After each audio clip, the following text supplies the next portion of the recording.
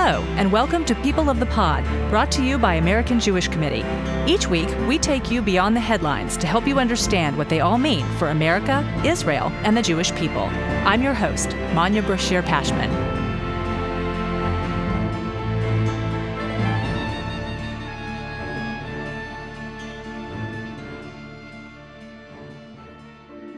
So I'll start from the day before. It was Friday, October 6th. That night was really fun. We were like dancing in the street from place to place, like, hakafot here, hakafot there.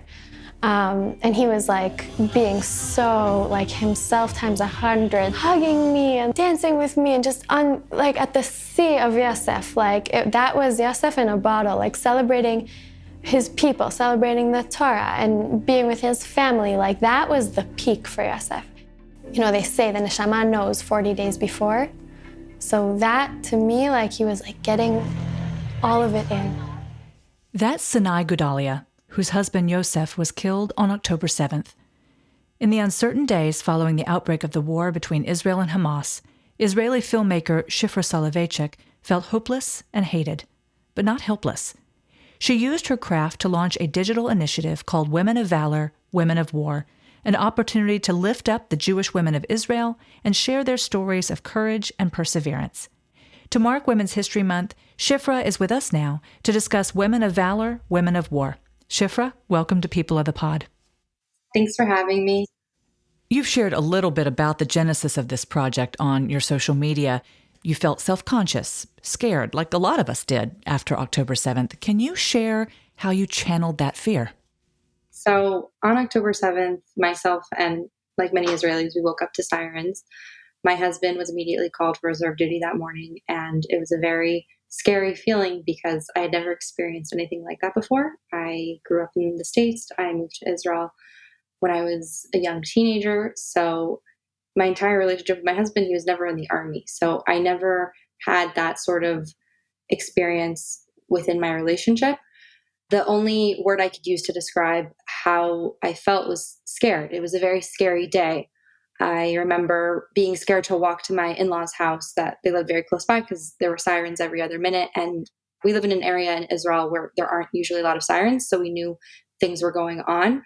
We also are observant Jews, so we couldn't check our phones. We were keeping the Sabbath, so we weren't able to understand what was going on. We were just hearing from people talking on the streets. We heard that maybe there was a terrorist infiltration, but we didn't quite understand the scope of what was going on. And my husband left.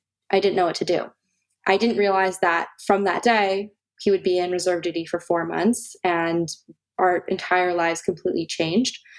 And just the first few days of the war was incredibly terrifying because only after Shabbat did we realize what was going on. And over the next few days did we realize what was going on. And there were two aspects that were very fearful. One was that my entire life changed within a few minutes. And I wasn't living at home. I was scared to be by myself. My husband wasn't home. There was a physical war going on. I didn't know where he was going. On October 7th, we didn't know anything. So it was just very logistic reasons to be afraid. And then on top of that, I would go on social media and I would scroll through TikTok and Instagram and see at the beginning the level of support. But even then, there were a lot of people who were saying very hateful things, calling what happened on October 7th resistance. So there was just that aspect of fear. But there was also this very genuine fear of being scared of being a Jew and experiencing a level of hate that I didn't know was humanly possible. So I had all of these feelings of fear and also hopelessness. And the only thing that got me through that time was being with other women whose husbands were also in reserve duty, being with family, being within a support network where we would sit around and we would knit and we would talk. All of our schedules were all gone. We didn't have school. We didn't have work. We didn't have anything to do except for wait around all day for our husbands to call us and just be scared. So that support system is what got me through, and it inspired me. And throughout living in Israel and reading the news stories of the horrific, tragic things that were happening, I was also finding so much strength in the connection between the Jewish women that I was experiencing in my community, as well as stories of Jewish women who were so brave and powerful and empowering in their own right in different ways from the war. And those women would inspire me as well. So I love how you describe the subjects of Women of Valor, ordinary women who do extraordinary things, because that's often how I define the religion stories that I pursue. Ordinary people who do extraordinary things inspired by their faith. What are some of the other extraordinary stories you've collected so far? Yes, absolutely. So Eres Chaim, the mother of Yotam Chaim, who was abducted from his home in Kfar Aza and was in Hamas captivity and ran away from his captors, he was killed by IDF friendly fire, a situation that is just so unbelievably awful and horrific. And we interviewed Eres Chaim as part of the Women of Valor series, but I think she's an embodiment of looking at evil in the eyes and still saying that she doesn't blame the IDF, she doesn't blame her people, and that at this time we need to come together and be one family, which I think is something so difficult to feel sometimes during such hard times of war. But even more so after such a horrific, tragic loss, she was able to, and she continues to inspire people through her perspective and her power. And I think in general, the women that I've been bringing, that we've been wanting to show a light or showcase on this series, are women who are not letting their pain define them. Rather, they are taking the next step to be empowered through their story.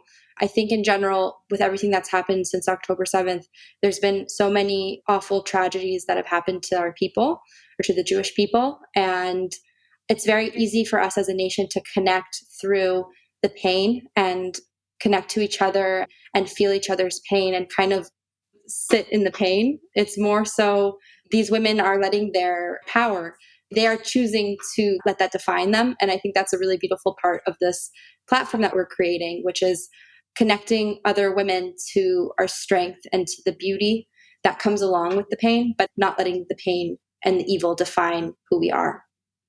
2 weeks after October 7th, I found out I was pregnant. I was honestly shocked, and the joy that I felt was such a juxtaposition to the pain that I was feeling that it almost felt kind of wrong. My husband was in Miluim at the time, and I surprised him when he got back. For us, it was like this little flame of light and joy during such a dark time. Now, I don't feel like this is just another baby, or I'm just another mother. Now this feels like a mission. It feels like a shlichut, to continue our Jewish legacy and bring life after we lost so many. Kind of like a sign to our enemies, because us Jewish women, we're not going to stop being strong and powerful. We're not going to stop living and giving life, because we are women of valor.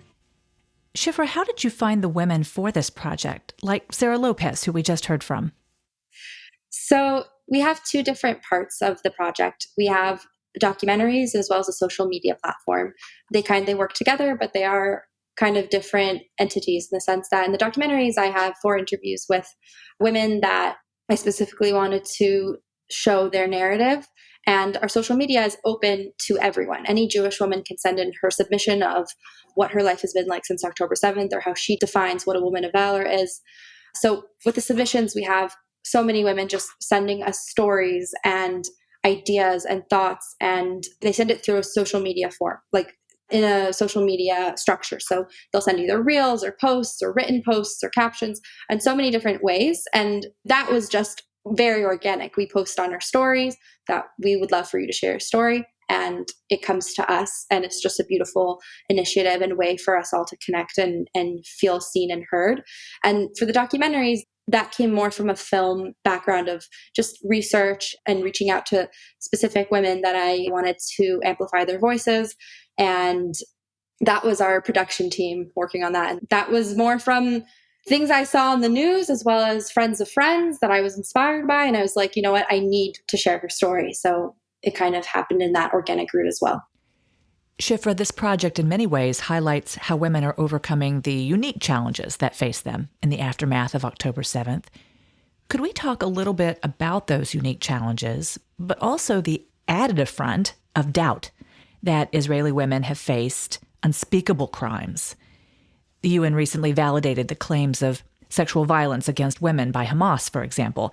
And that just seemed like an additional layer of trauma that Israeli women had to endure, even if they weren't directly affected by it. How do you see Israeli women responding to those kinds of challenges as well? The lack of condemning the sexual violence on October 7th was very hurtful, but I would have seen it coming. I wasn't surprised, because just from the general feeling that And especially that's something I experienced a lot on October 7th, was that everyone is kind of out to get me. Like, why would anyone believe me? No one understands me. I think there's a general feeling of misunderstanding amongst all of Israelis, women and men alike. It's not something I was surprised by, which is very painful to say. I think what Israeli women are experiencing specifically is kind of an understanding of where our priorities are and what we need to focus on in order to be strong and be, strong for our husbands, for our children, our parents. There are a lot of Israeli women who are soldiers on reserve duty, but also a lot are kind of also on reserve duty from the other end of supporting the war from a more spiritual and emotional perspective.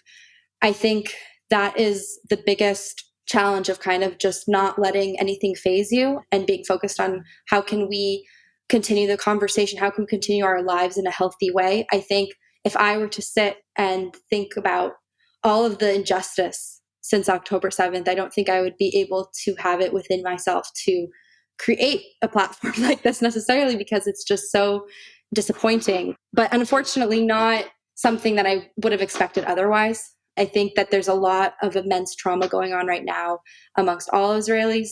I don't know the exact statistic, but most Israelis suffer from some form of PTSD. And I think when we let the outside voices kind of define our narrative, it just makes it harder. It's harder for us to kind of focus on how do we continue, how we grow. You have described this war as not only one of physical violence, but as a spiritual battle against the essence of our existence. Those are the words that you used. The existence of the Jewish people? Is that what you mean by that? Can you explain it a bit? It can be defined as against the existence of the Jewish people, but you don't have to be Jewish to be an Israeli and to be part of this narrative.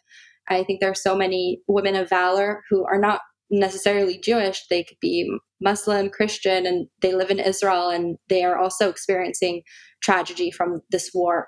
I don't think it is particularly only a Jewish concept, but I do think that the general narrative against the essence of their existence as Israelis and Israeli Jews is kind of what's going on. And the spiritual war is that it's part of the narrative that Israel should not exist. And the battle that we're fighting is, wait, why shouldn't I? I deserve to live too. I deserve to be part of this people. I deserve to live freely. Why is this part of the conversation? And I think that's more of the spiritual aspect of kind of standing up for our rights to exist. And as a Jew, wherever I want to live, if it's in America, if it's in Israel, if it's in Canada, I have a right to exist. And do you see women in particular as fighting the spiritual war? I believe that women are the spiritual leaders. I think from history and from the Bible, that's how I've always connected to the role of a woman in Judaism, is that we are spiritual warriors throughout all the generations. I think I see it on a general scale, but on a very, very personal level, just me being at home while my husband was at war, it did feel like something out of the Bible of like what people talk about. If I was just at home and you think, what do you do at home when your husband's at war? It's just such a odd concept, and it just feels so traditional in a sense. And that reality was just very eye-opening of what is my role in my home. And I think highlighting that aspect, that more traditional role, as an empowering thing, because in my personal journey, that's kind of where it brought me, has just been, I think, giving a voice to a lot of women and saying, something like your role in whatever you choose to do, whether that's be a warrior or be a wife or be a mother or be commander in the army, like these are not contradictory things. And I interviewed someone named Shifra Soloveichik, who is a mother of 10, who's also a commander in Magav, in the border police. And she's also religious, and she also saved tons of lives on October 7th. She was driving back and forth from the Nova Festival, just saving lives.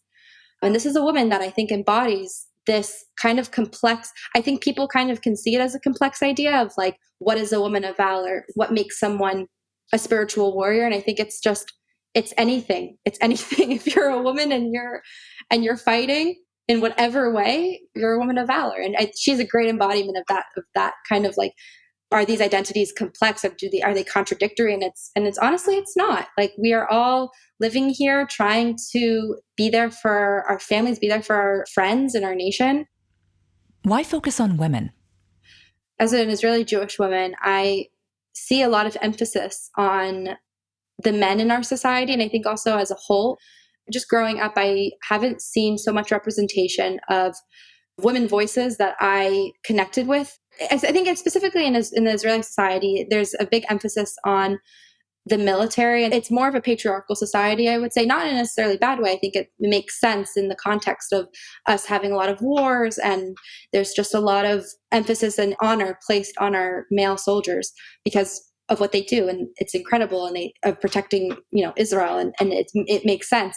The idea that I had with this project was to give voices to those who are not necessarily being honored or applauded, whether that's in the general society or even within our consciousness. I think just giving a voice to people who have inspired me and inspired countless others, but you wouldn't look at them walking down the street and think, oh yeah, they're super inspiring and they're so strong. Because I think it's more of a internal strength as opposed to an external battle. And I think giving a voice to those women and that narrative has just been very empowering for me personally. And that's really what I hope to share through this platform. Shifra, thank you so much for joining us.